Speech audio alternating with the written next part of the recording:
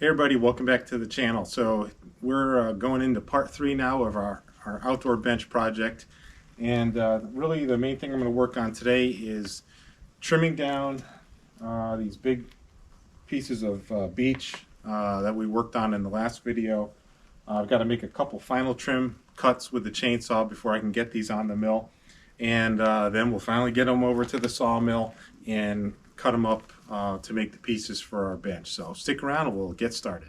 Okay, we're over here at the sawmill, and I kind of wanted to touch on one interesting issue with sawmills in general. Now, the tree that I cut down for this outdoor bench project, that was about 32 inches diameter at breast height. And, in retrospect, that tree was much too large for me to manage on this sawmill. One solution would be to get a bigger sawmill. Another solution would have been to pick a smaller tree, but I'm trying to work with the sawmill I have, and I'm trying to work with a tree that was storm damaged, that I wanted to, get the good wood out of it before it died. And so that kind of put me into the situation I'm in right now.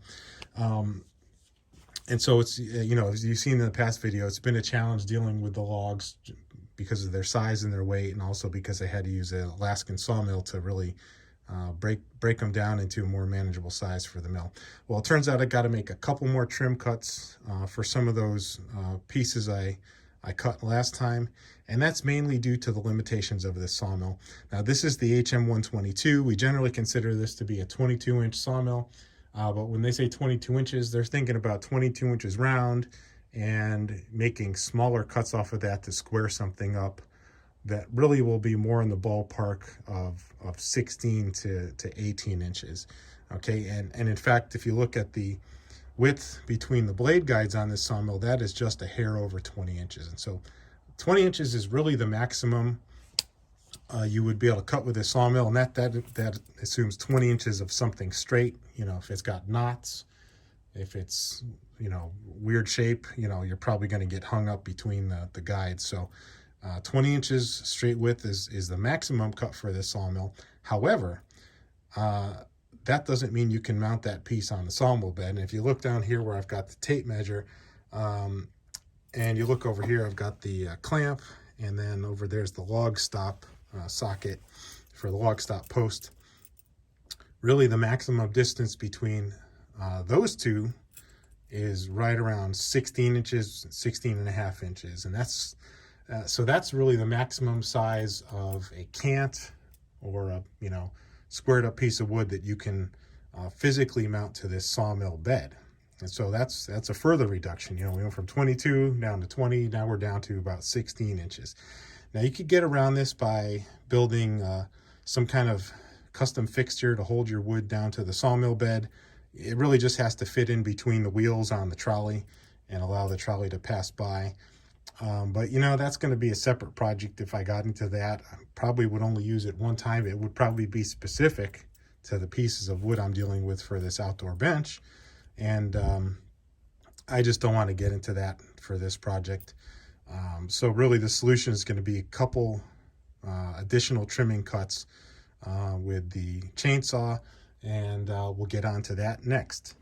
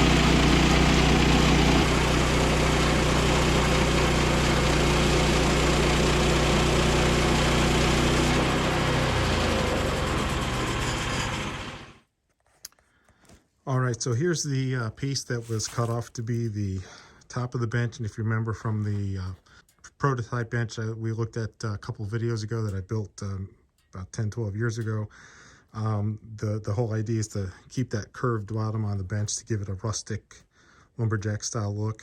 And so really the only thing I have to do with this piece now is I want to put it back on the sawmill and clean up those edges, just because those were the cuts I made earlier with a chainsaw, and they're kind of rough. I wasn't trying too hard there. And so I just went through and finished edging up our bonus piece here, and this is about 3.5 inches thick, 16, well, I guess probably 15.5 wide at this point. Real nice slab of wood, very pretty. This is shows some of the character we saw in the earlier videos, and on this particular piece, it's real pretty, nice sound wood on this end. And as we get to this end, it slowly becomes spalted, and then it's just a little bit punky over here on this end. And I could probably cut around some of that if I use this end of the board for anything. But overall, this is a real nice, pretty piece of beech. Pretty substantial too. I may end up using this for part of the bench, because we do need a cross piece to basically brace the two legs on the bottom. This piece is maybe a little bit too nice for that. I've got some smaller pieces that would be better. So I think what I'm going to do with this piece for now is set it aside, resist the temptation to slab it, because I don't really have a use planned for it yet, and I hate to break it down any further than it is, just because it's such a nice piece of wood.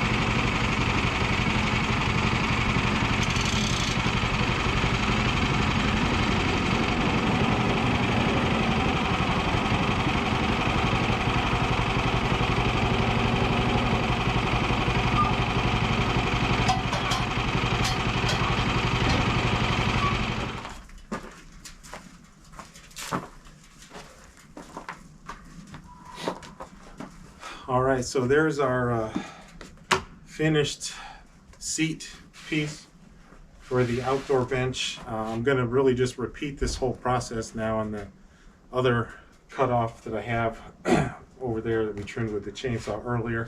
Although I am running out of daylight here pretty soon, so this might spill into tomorrow, but this is really the main piece of that outdoor bench. The bottom, we got a nice rustic looking curved edge, nice square edges in the top. Decent cut quality considering I was using a softwood blade for this wood, which is all I had on hand today. So I think we're in pretty good shape with this piece now. Really, the only thing I would do to this piece in preparation for the bench is true up the edges, on the two ends. Probably need to use a skill saw for that, or you could chainsaw it, I guess.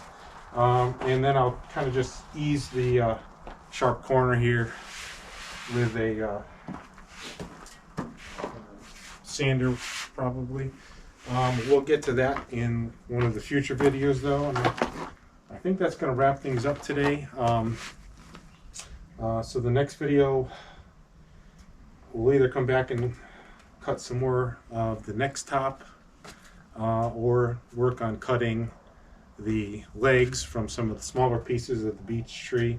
And then after that, we'll move on to final assembly. So that's going to do it for today. Thanks for watching.